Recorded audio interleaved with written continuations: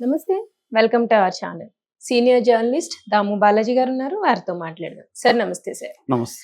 Sir 'game changer' మూవీలో కొన్ని పాటలు తీసేశారు అంటున్నారు సార్. దానివల్ల ఫ్యాన్స్ కూడా చాలా గొడవ పెడుతున్నారు అంటున్నారు. అసలు ఏ పాటలు తీసేశారు సార్? అసలు ఎందుకని తీసేశారు పాటలు? పాటలు తీయలేదండి. ఒక పాట తీశారు. సో, దాంతో ఇప్పుడు గొడవలయిపోతున్నాయి. Okay sir. కాకపోతే ఏందంటే సినిమా దీని మీద రకరకాల పుకార్లయితే వస్తున్నాయి. పాటలు లేవంట కదా అన్నట్టుగా కూడా రాస్తున్నారు. బట్ నేను చూసా కాబట్టి 'నానా హైరానా' అనే పాట తీసేశారు. 'నానా హైరానా ప్రియమైన హైరానా అరుదైన హైరానా' అన్నట్టుగా పాట లిరిక్ ఉంటుంది.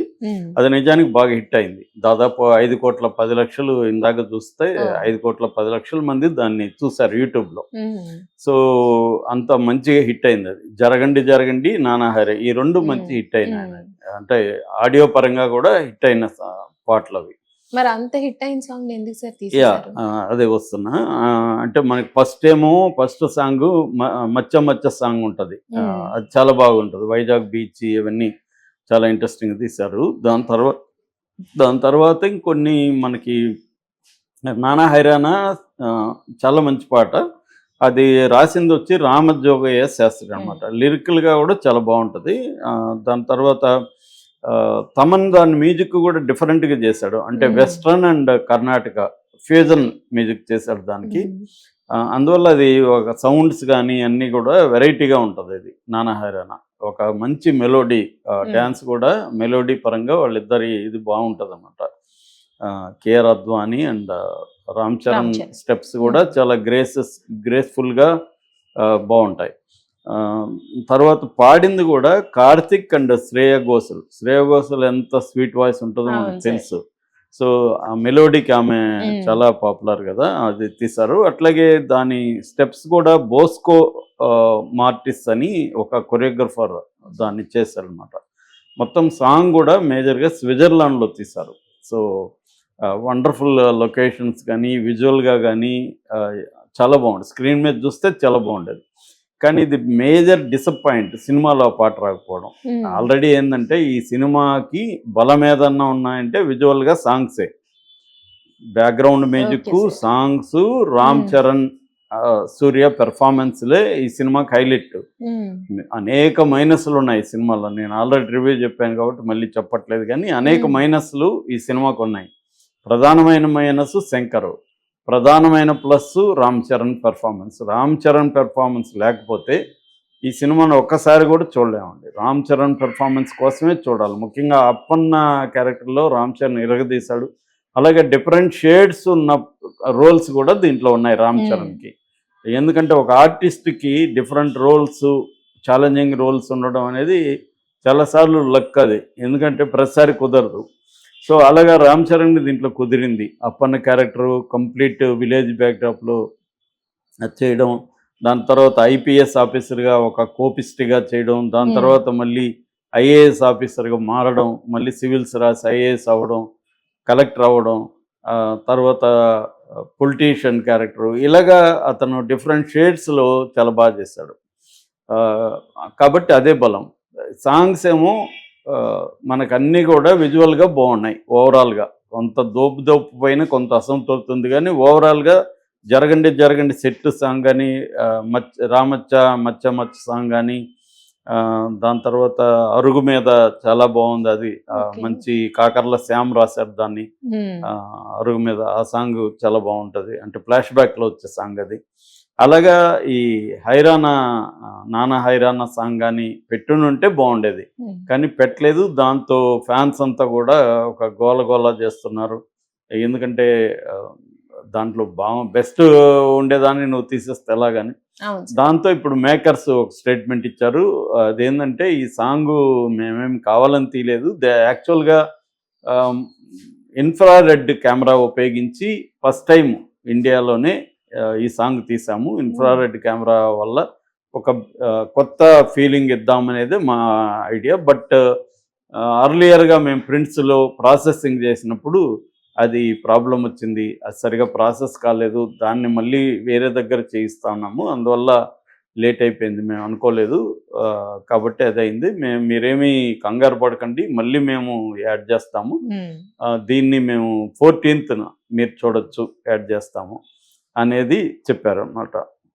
అయితే ఇక్కడ డౌట్ ఏమొస్తుంది చాలామందికి అండి, కావాలనే దీన్ని పక్కన పెట్టి మళ్ళీ దీన్ని యాడ్ చేస్తున్నట్టు, ఇంకా మళ్ళీ దీనికోసం వస్తారు కదా కొంతమంది అన్నట్టుగా వీళ్ళు కావాలనే విత్యాలు చేశారు. లేకపోతే ఇవాళ ఉన్న టెక్నాలజీకి వీళ్ళకున్న ఇంత బడ్జెట్లు 400 కోట్లు అంటున్నారు బడ్జెట్, అంత బడ్జెట్లు పెట్టి ప్రాసెసింగ్ ఇప్పటి వరకు చూసుకోకుండా ఉంటారా? ఎప్పుడో చూసుకొని ఉంటారు కదా. ఇది కావాలనే ప్లాన్డ్గా, కావాలని పెట్టకుండా ఆపి తర్వాత పెట్టి మళ్ళీ రిలీజ్ చేస్తే అదొక వెరైటీగా ఉంటుంది, జనం కూడా మళ్ళీ దానికి వస్తారు అని. ఇప్పుడు పుష్పాలో కూడా మనకి 20 నిమిషాలు మళ్ళీ యాడ్ చేసి రీలోడెడ్ అని మళ్ళీ రిలీజ్ చేస్తున్నారు. ఎందుకంటే ఎప్పుడైతే సినిమా కొంత డౌన్ అవుతుందో దాన్ని ఏదో ఒక రకంగా మళ్ళీ పుష్ చేయాలి. అది ఇప్పుడు ఎందుకంటే పుష్ప 1800 కోట్లు క్రాస్ అయినాక డౌన్ అయిపోయింది. డౌన్ అయిపోతే ఇప్పుడు వాళ్ళ టార్గెట్ 2000 కోట్ల దంగల్ సినిమాని క్రాస్ చేయాలి. క్రాస్ చేయాలంటే ఇప్పుడున్న ఈ ఫేస్లో క్రాస్ చేసే పరిస్థితి కనబడలే. అందుకని మళ్ళీ దాన్ని ఏదో ఒక రకంగా పైకి లేపాలి. అందుకని ఇప్పుడు రీలోడ్ అని మళ్ళీ 20 నిమిషాలు కలిపి కొత్తగా ఉందంట, బాగుందంట అని ఒక టాక్ క్రియేట్ చేసి మళ్ళీ జనాల్ని రప్పించాలి. అది వాళ్ళ ప్లాన్. అలాగా వీళ్ళు కూడా ఏమన్నా సాంగ్ని కావాలని పక్కన పెట్టి దాని తర్వాత ఇప్పుడు మళ్ళీ మేము ప్రాసెస్ చేసాము, ఇప్పుడు 14th నుంచి చూడండి అని మళ్ళీ పెట్టి దీన్ని చేస్తారా? ఎందుకంటే బాగా మిక్స్డ్ టాక్ వచ్చింది ఇప్పుడు సినిమాకి. ఎక్కడ కూడా ఇనానిమస్గా చాలా బాగుంది సినిమా, బ్రహ్మాండంగా ఉందన్న మాట నేనైతే ఉండలేదు. నేను దాదాపు నా అభిప్రాయం పక్కన పెడితే నేను చూశాను, నా అభిప్రాయం చెప్పాను ఆల్రెడీ. అది కాకుండా నేను అనేక ఆడియన్స్ రివ్యూలు చూశాను, కొంతమంది జెన్యూన్గా చెప్పే రివ్యూస్ చూశాను. ఈవెన్ తమిళ వాళ్ళు, ఎందుకంటే శంకర్ కాబట్టి తమిళ వాళ్ళు లోన్ చేసుకున్నారు. విడాముయర్చ్ అని అజిత్ సినిమా కూడా దీనికోసం ఆపేశారు. శంకర్ సినిమా వస్తూ ఉంది, పైగా RRR తమిళనాడులో కూడా బాగా ఆడింది. ఆల్రెడీ రామ్ చరణ్ ఓన్ చేసుకున్నారు కాబట్టి రామ్ చరణ్ శంకర్ అంటే ఒక బజ్ క్రియేట్ అయింది, పైగా మెగా బడ్జెట్ సినిమా ఇది. అందుకని తమిళ వాళ్ళు కొంత ఫ్యాన్స్గా ఉండరు కదా, రామ్ చరణ్ ఫ్యాన్స్ అంటే పొగిడేస్తారు. ఇక్కడ అట్లా కాకుండా వాళ్ళు ఎట్లా చెప్తున్నారు చూస్తే 90% అక్కడ ఆడియన్స్ ఇది బాగాలేదు, అసలు శంకర్ సినిమాలోనే వరస్ట్ అన్నట్టుగా మాట్లాడుతున్నారు. దీనికంటే ఇండియన్ 2నే బాగుంది అనేది కూడా చాలా మంది మాట్లాడారు. వాళ్ళు చెప్తున్నది కూడా రామ్ చరణ్ పెర్ఫార్మెన్స్ కోసమే ఈ సినిమా చూడాలి, రామ్ చరణ్ బాగా చేశాడు, శంకర్ ఇంక సినిమాలు మానుకుంటే మంచిది అన్నట్టుగా కూడా కామెంట్లు చేశారు. ఎందుకంటే శంకర్ మార్క్ ఏమాత్రం లేదు, శంకర్ పాత ఆయన ఎప్పుడో నేను చిన్నప్పుడు సినిమా చూసినట్టుందని కూడా ఒక అబ్బాయి కామెంట్ చేశాడు. అంటే ఇవాళ నిజానికి శంకర్ చాలా అడ్వాన్స్డ్గా గ్లోబలైజేషన్ తర్వాత వచ్చిన కల్చర్ని ఫస్ట్ టైం సినిమాల్లోకి తీసుకొచ్చింది శంకరే. అంత టైం అహెడ్గా ఉండే శంకరు జీన్స్ కానీ అలాంటి సినిమాల్లో మనం చూస్తే టెక్నాలజీని కూడా ఎలా తీసుకొచ్చాడు, అప్పుడు క్లోనింగ్లో డబుల్ యాక్షన్ అంటే ఎలా ఉండదో మనకు చూపించాడు. అట్లాంటి శంకర్ ఇవాళ ఎప్పుడో ఇంకా తనకంటే వెనక్కి వెళ్ళిపోయాడు. సో అలాంటి ఫీలింగ్ ఉందని చెప్తున్నారు. సో శంకర్ ఏమన్నా మార్క్ ఉందంటే ఓన్లీ పాటలే. అది కూడా చాలా మంది కామెంట్ అయింది, 75 కోట్లు పెడితే నేను కూడా తీస్తాను ఎందుకంటే మంచి పాటలని అంటున్నారు.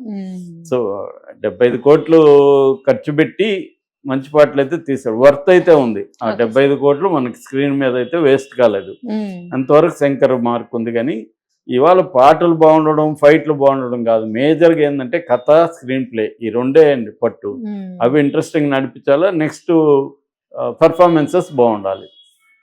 సో ఇవన్నీ బాగుండి కూడా మెయిన్గా కథ, స్క్రీన్ ప్లేలో రొటీన్ దీన్ని ఎంచుకున్నాడు, ఏమాత్రం మార్క్ చేయలేపాడు. శంకర్కి ఏంటంటే గతంలో సుజాత అనే ఒక గొప్ప రైటర్ ఉండేవాడు, సుజాత రంగనాథన్. వాళ్ళ భార్య సుజాత కాబట్టి ఆయన సుజాత పేరు పెట్టుకొని రాశాడు. చాలా అద్భుతమైన పుస్తకాలు రాశాడు, దాదాపు 100 నవల్స్ పైన రాశాడు ఆయన శంకర్ సినిమాలన్నిటికీ రైటర్ అనమాట. మణిరత్నం సినిమాలకు కూడా ఆయనే రైటర్. ఆయన ఉన్నంతకాలం స్క్రీన్ ప్లేలో బ్రహ్మాండంగా ఉండేది, ఎందుకంటే ఆయన గొప్ప రైటరు. స్క్రీన్ ప్లే ఎలిదూదు ఎప్పుడే అనే బుక్ కూడా రాశాడు ఆయన, స్క్రీన్ ప్లే రాయడం ఎలాగని. మణిరత్నం సినిమాలకు కూడా ఆయన చనిపోయారు ఆ మధ్య. ఆయన చనిపోయిన తర్వాత శంకర్ కష్టాలు స్టార్ట్ అయినాయి. రోబోకి కూడా ఆయనే. ఎందిరన్ అని పేరు, యంత్రుడు అని పేరు పెట్టింది కూడా ఆయనే అన్నమాట, సుజాత. ఎందుకంటే ఆయన తమిళ్లో సైన్స్ ఫిక్షన్ నవల్స్ చాలా రాశాడు. సో ఆయన పోయినాక శంకర్ కష్టాలు మొదలైనాయి స్క్రీన్ ప్లే వాటిల్లో. సో ఏదేమైనా ఈ పాటని కావాలని ఆపారన్న విమర్శలు అయితే వస్తున్నాయి. ఏదేమైనా ఫస్ట్ ఇప్పుడు 10 నుంచి 14 తేదీ వరకు చూసే వీళ్ళే కదా ఎక్కువ అవును సార్. చూసేదంతా ఇప్పుడే. అవును